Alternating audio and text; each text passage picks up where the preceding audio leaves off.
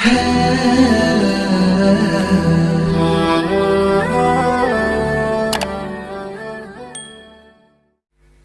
لله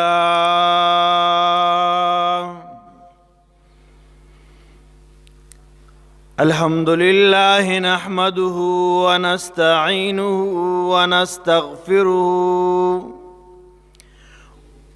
ونؤمن به ونتوكل عليه ونعوذ بالله من شرور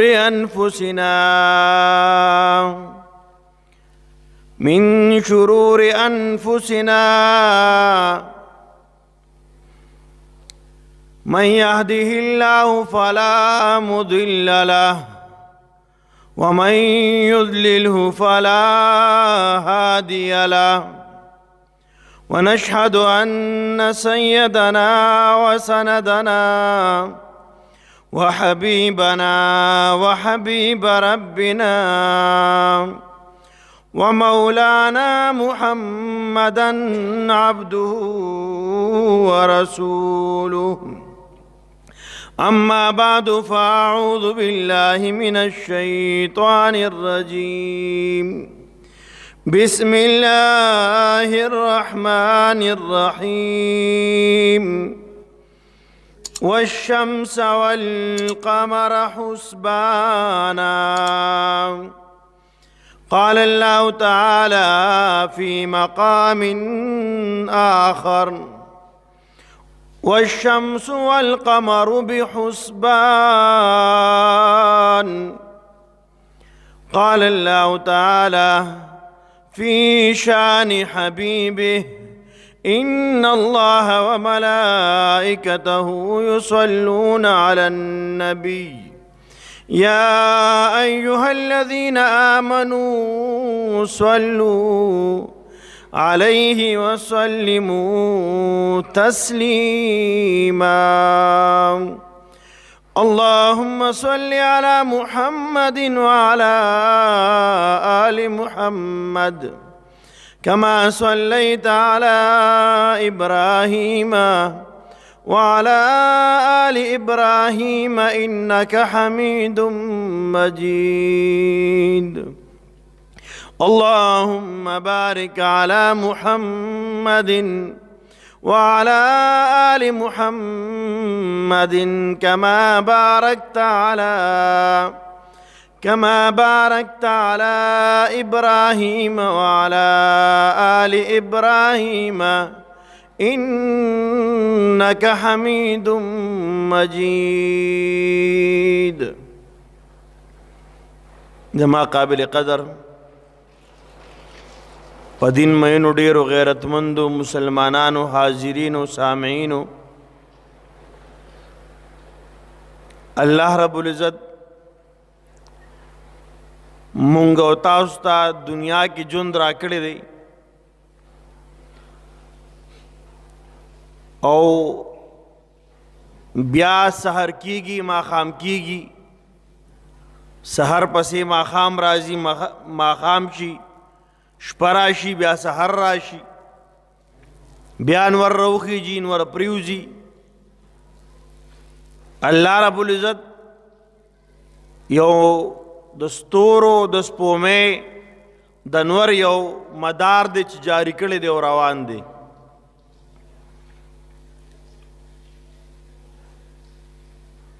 په مخ د ځمکه او په دې کائنات کې ډیر څیزونه د انسان د فائدې د پاره دي، بلکې اکثر چیزونه د انسان د فائدې د پاره دي، خو د وخت د معلومولو د پاره او د حساب کتاب د پاره الله رب العزت نور او د سپوږمۍ د دې ترتیب قائم کړی دی.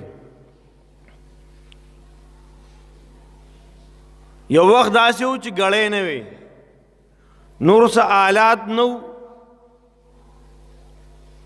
نو د وخت پته به د نور نه لګېدله، د قرنګي بیا د میاشتو پته به دا به د سپوږمۍ نه پته لګېدله.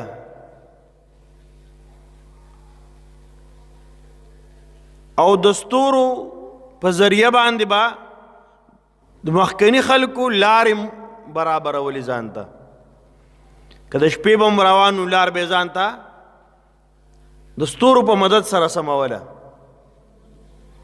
بهرحال عرض مې دا کوم محترمو الله رب العزت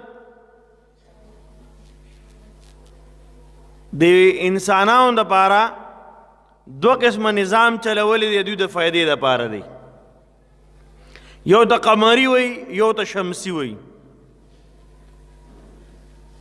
قمري حساب کتاب او شمسي حساب کتاب شمسي هغې ته وایي چې دا کم انګریزي حساب کتاب دی لکه نن دور کې د هغې ته هغوی په دې باندې حساب کتاب کوي میاشته څه د 31 ورځو میاشته او څه د 30 ده دغه رنګې کال دی 365 ورځو کال دی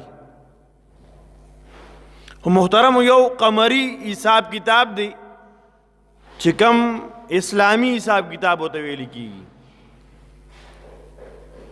انګریزي کې شمسی کې जनवरी फरवरी मार्च अप्रैल मई जून जुलाई अगस्त सितंबर अक्टूबर नवंबर दिसंबर दी दा करंगी कमरी के मुहर्रम दे सफ़र दे रबीउल अव्वल दे रबीउल सानी दे दा हिसाब किताब दे मोहतरम उलमा इकराम यो खबर जिक्र कई शाह अशरफ अली तानवी रहमहुल्लाह जिक्र कड़ी दी वो چې قمری حساب کتاب باندې چونکې د شریعت د احکام و دارمدار په دې باندې دی ځکه که ته روژه نیسې نو ته به د رمضان میاشت ته ګورې جنوري فروری باندې حساب کتاب نه دی او د رمضان میاشت کله راخیږي نو دا به ته سپومې ته ګورې اسلامي میاشت ته دا قرنگی حکم بل دی زکات دی زکات پا کال پس ورکے نو کال با اسلامی کال مراد دی انگریزی کال تا مراد نہ دی کہ انسان 100 کال مسلسل زکات ورکی او د عمر ډیری نو یو وخت داسې راځي 100 کاله پس ادنه د یو کال کمی دی کوي په عمر کې اوس یو کس دی هغه هر کال زکات ورکوي او د انګریزي میاشتې د مطابق زکات ورکول نو 100 کاله پس په داسې وخت راشي چې د په منځ کې یو کال خوړلی پای کې به زکات نه ورکړي ځکه انګریزي ته کومې میاشتې دي دا 12 ورځې سیوا دي او اسلامی میاشتې په دې کې 12 ورځې کمی راځي په کال کې نو شریعت دارومدار د احکاماتو هغه په قمري میاشتو باندې دی نو شاه اشرف علي تانوي رحمه الله فرمایي که د خلکو دا حساب کتاب هیر کی او پاتې شي دی شریعت احکامات به پاتې کیږي ادی وجنه به ټول خلق مسلمانان ګناهګاري البته وی که چانه دا نه پاتې کیږي نو خیر دی که دا اسلامی میاشت باندې سړی چلیږي او یا په انګریزي میاشت چلیږي نو څه نقصان یې نشته یا دغه یاد ساتي نو هم څه نقصان نشته محترم اصل خبره هغه دا ده چې ما او تا که انګریزي تعلیم او انګریزي میاشت په حساب باندې سوچ کو نو 365 ورځې مونږه د 2021 هغه تیرې کړې او د اسلامی میاشت مطابق زمونږ نه تقریبا 352 لگ بگ میاشتې زمونږ نه تیرې شوې اوس مسله دا ده چې په دې کې مونږ له کول څه پکار دي. احادیث مبارکو کې راځي حاسبو قبل ان تحاسبو، تاسو ځان سره محاسبه وکړئ. مونږ له پکار دي کہ اسلامی میں کال ختمیگی او کہ انگریزی کال ختمیگی، کہ انگریزی شروع کیگی او کہ اسلامی شروع کیگی. مبارک بادو په ځای باندې مونږ لا ځان سره محاسبه پکار ده. محاسبه څه ته وایي؟ حساب کتاب. دکاندار کا دکان کی حساب کتاب کوي کنه، کاروباری سړی ځان سره حساب کتاب کوي، زمیندار کا کام ځان سره حساب کتاب کوي، دیاړی مار هم حساب کتاب کوي. دومره دیاړی مې وکړې روان اتوار یا په جمعه باندې یا زیارت باندې براتا دومره دیاړی میلاویږي او دومره پیسې به دې جوړېږي.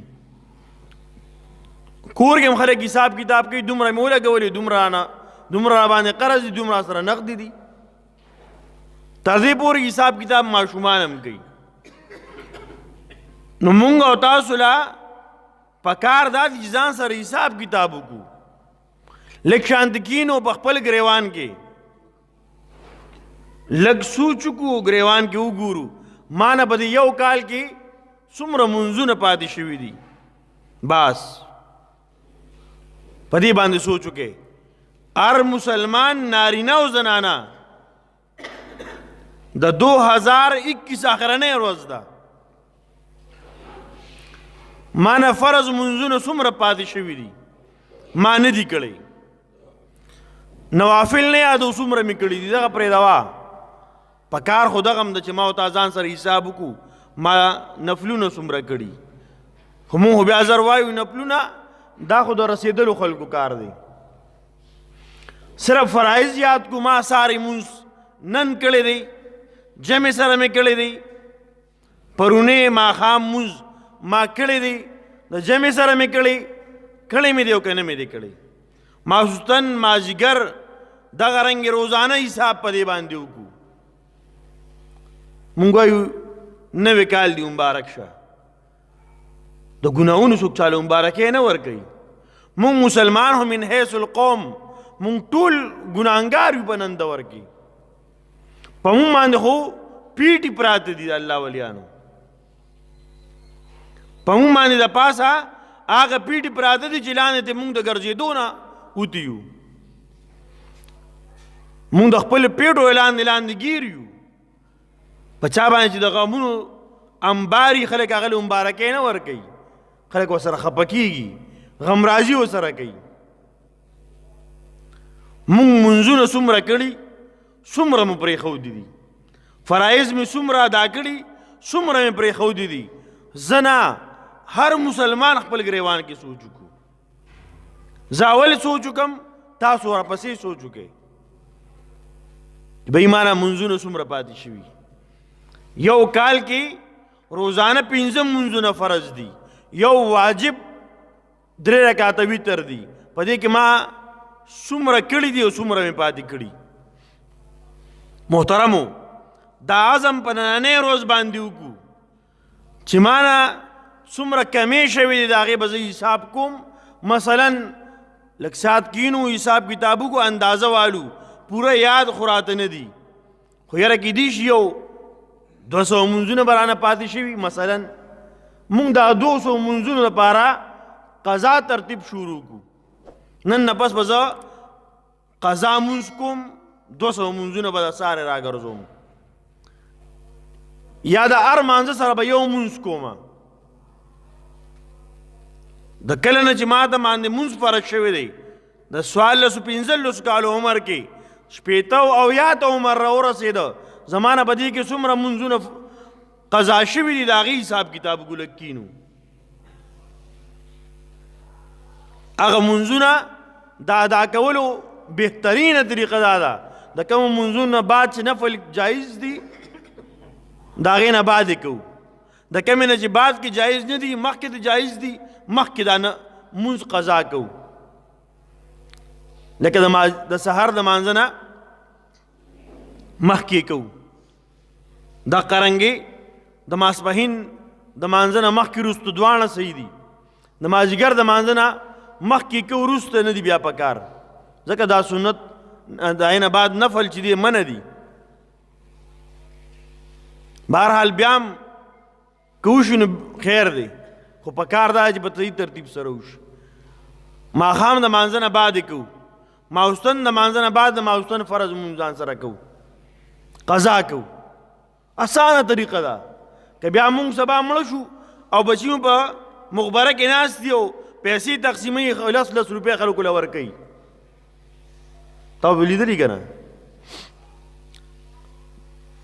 مفتي سرداري صاحب خبره تاسو پښتانه یادوم یا د دې علاقې خلک یادوم تاسو نه یادوم تاسو به لیدلي 10 روپۍ او 20 روپۍ خلکو له ورکوي دام په الله قسم ته خورم دا کار پرېږدی دا بند کې ولې دا ته چې چاله 10 روپۍ ورته نیسي ولې ورکې په ډک محفل کې دا ته د بېعزتي کې د سپکاوي په دې کېږي د انسان عزت نفسي د خپل جذبات دي احساسات دي دلته داسې مه ورکوه او بیا دومره لږې نه دي ورکول پکار بعضو علما کرامو ذکر کړي دي چې کم سے کم یو سرسایه فدیه چې ورته وایي دا ورکول پکار دي مطلب 100 روپۍ کم سے کم مونږ 10 روپۍ د غوږه نیولي او بیا یو له مخامخ او بل له به سترګو کې ورمنډو بعضې کس دې ته خوشحالېږي پیسې راکړه چې دې تقسیم کړم او دام یو خبره ته کوم دام ګورې د الله نه به صرف امید ساتو چې الله به په دې منځونه معاف کړي روجې به معاف کړي ورنه داسې لازمي نه چې په دې به معاف شي که الله معاف کو خو معاف پې کړي په دې باندې که نه معاف کړي نو بیا څه زور نشته د الله نه امید دی چې به دې دا که مونږ چې بیا وروسته کومه په جنازو کې یا وروسته خلک کومه صدقه ورکوي فدیه ورکوي نو امید دی چې الله پاک به په دې معاف کړي مونځ هغه دی عمل هغه دی چې په خپله دی وکړو او په جون کې دی هغه هر څه ختم کړو محترم یو خبره مې ته وکړه مونځ دویمه خبره د مانځه نه علاوه زکات ته وګورو په چا باندې زکات کیږي مونږ زیاتر غریبانان خلک یو اکثر مال تجارت خو نشته یا دومره اساسه او سرمایه خو نشته چې زکات پې ورکو یا پې کیږي بعضې وخت کې کورونو کې زنانو سره سونه وي او دې سونې سره لګوي خو دې سره چې د زنانه په قبضه کې او د هغې په ملکیت کې لږې پیسې ورسره نوري یا د نارینه په ملکیت کې دا سونه ده سره زر دي خو ملکیت د نارینه دی او د سره په جیب کې پیسې دي چې کال پې تیر شه دې نه به زکات ورکوي 40 روپۍ به دې نه ورکوي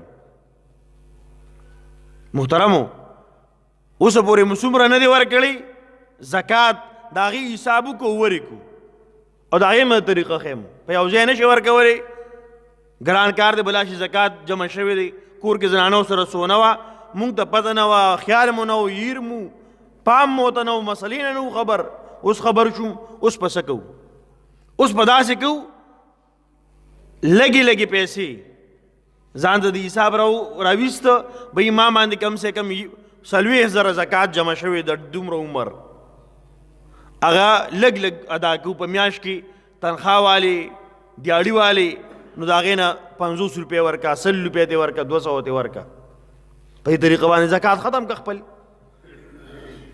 محترم مونږ ځان سره احتساب وکړو نن مونږ چغې وایو په ملک کې که نه د پلانکي وزیر پلانکي سره د احتساب وشي د پلانکي لیډر سره د احتساب وشي زه ځان سره ما څومره احتساب وکړو ما څومره روان کارونه کړي دي څومره مې سم کارونه کړي دي څومره مې د الله نافرمانۍ کړي دي څومره مې روغې کړي څومره مې جنګول کړي دي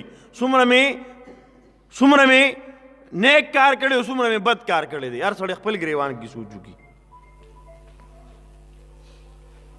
په بیګانه شپه 12 بجې اکثر ملکونو کې الله دې دغې فساد نه او دغې ګناهونو نه مونږ ټول مسلمانانو ساتي په بیګانه شپه 12 بجې خلک هغه خرافات کوي هغه د الله نافرمانۍ به کوي الله به هغسې ناراضه کوي په مخ د ځمکه به د دې مثال بل نه ملاویږي الله د ټول مسلمانان د دې نه محفوظ وساتي خلک شراب د زناګانو اډې محفلونه جوړوي او علی الاعلان خلک یې کوي په مختلفو ملکونو مختلفو ښارونو کې. محترم یو سوچ دی خبرې ته وکړي د انسان 12 بجې کېږي د کال اخرنۍ منټونه دي. د کال آخري اختتام او د بل کال ابتدا دواړه د الله په نافرمانۍ کې وشو. په یو کې هم د الله نافرمانه که او په ابتدا کې هم د الله نافرمانه که. بیا د کال په دې منځ کې به تا ووایه څومره د الله احکامات به څومره پوره کړي او الله به څومره رضا کړي. هر سړی په دې خبره خپېږي چې سر یې روان شي آخره کې روان شي د منځ څه اعتباري. انما الاعمال بالخواتیم راغلی دی. په خاتمه باندې دار و مدار دی. په ابتدا باندې وي دار و مداري او په خاتمه باندې. چې خاتمه چا خراب شي نو باقي که ټول عمر یې منځونه کړي دي، ټول عمر یې نیک اعمال کړي دي، ټول عمر یې ذکر تلاوت کړی دی، خو په آخره کې په غلط عقیده مړ شو، په آخره کې په د الله په نافرمانۍ کې ته وله مرګ راغی، په آخره کې د الله باغي مړ شو. محترمو دا ډېر د نقصان او د خسران خبره ده. زما 80 کاله عمر د مسلمانانو په لیست کې نوم چلیږي او چې مرمه الله دې نه کړي په هغه ټایم کې زما نوم د مسلمانانو د لیست نه کټ شوي، د منافقینو او د مشرکینو په لیست کې اچولي شوي. دا ډېر لوی نقصان او خسران دی. زموږ نوجوانان ملګري په دې شپه باندې بعضې وخت کې ولې نیو ایئر دی، نیو ایئر نایټ ورته وایي که څه ورته وایي، په دې باندې ډزې کوي. یو خوا ډزې اگر چې اسراف دی، دې نه خو بله په دې کې دویمه سرایه نشته، اسراف دی. خو ګوره نقصان یو دا دی که یو کس پې ولګېد او مړ شو، د یو انسان مرګ د ټول انسانیت مرګ دی. که تا په ډز وکړو پای باندې انسان لاندې ماشوم ولګېد، لوی ورکوټه پې ولګېده، دا تا ډېر لوی نقصان وکړو. په دې بیا ستا بخشش نه کېږي. محترمو ځکه ته قصدن آمدن لګیا یې، مجبوري خو دې نه ده که نه، دا خو ته قصدن ډزې کوې او قصدن به پې څوک لګي. محترمو عرض مې دا کو یو د دې نه ځان محفوظ وساتو. یو دا شپه دا په عبادت کې تېره کړو. 2021 زمونږ نه په غفلت کې لاړه. ربه د آخرنۍ یو څو ګړۍ دي، آخرنۍ یو څو منټونه دي، آخرنۍ یو څو ګنټې دي، ربه دا زه په ستا په بندګۍ کې تېروم. انشاءالله العزیز په دې آخرنۍ غنټو کې مونږ توبه وباسو. کم ذموارۍ چې زما او ستا په سر دي ادا کول، حقوق العباد دي او یا حقوق الله دي، هغه ادا کولی شي هغه به ادا کوو. انشاءالله العزیز الله به مو بخشش کوي. انشاءالله العزیز 2021 به زموږ دا چې کم تیر شو زموږ دپاره به انشاءالله بیا دا خیر ذریعه ګرځي. او که نه څنګه نافرمانۍ مو کړي دي دقسې بېګانۍ شپه هم په نافرمانۍ کې وده شو، د الله په نافرمانۍ کې وده شو، په غفلت کې وده شو، سحر بیا په غفلت کې راپاڅېدو، نه مونځ کړی، نه تلاوت کړی، نه سجده لګولې، نه ملا ټیټه کړې، او ته بیا وایې چې ربه زما مخکې راته خیر پېښ کړي. نو محترمو دا د الله نافرمانۍ دا جون دا پرېښودل پکار دي. د الله په بندګۍ کې خپل ځان راوستل پکار دي. دا اوقات زمونږ قیمتي شي، د دې دپاره کوشش دا پکار دی چې خپل اوقات دا په ذکر کې، تلاوت کې، په نیکو اعمالو کې تیر کو. او دا فضول ناسته تېره جمعه ما ویلي ځان سره احتساب وکړو زما وخت فضول څومره تېرېږي. زه بار بار تاسو ته وایم خفه کېږم، د خفګان خبره نه ده، قسم د زړه د درد د وجې نه ویم. په دکان کې مونږ ناست شو 15 ګنټې، جومات ته 10 منټه تلاوت له نه راځو. فضول مونږ په لارو کوڅو کې ناست شو، په جومات کې دا کار شروع دی. تاسو ووایه څومره ملګري راغلي. د کلي خلک ملګري دي، بعضې پکې مېلمانه دي، خفه نه شئ. خو دا چې کوم د کلي خلک دي څومره راغلي دي، ځان سره په خپل ګریوان کې سوچ وکړئ زه څومره مسلمان یم. مولانا صاحب خبره ابله دوي وی بیا به دا چې دی مړ شي بیا خلک وایي پلانکې ډېر سخي سړی و.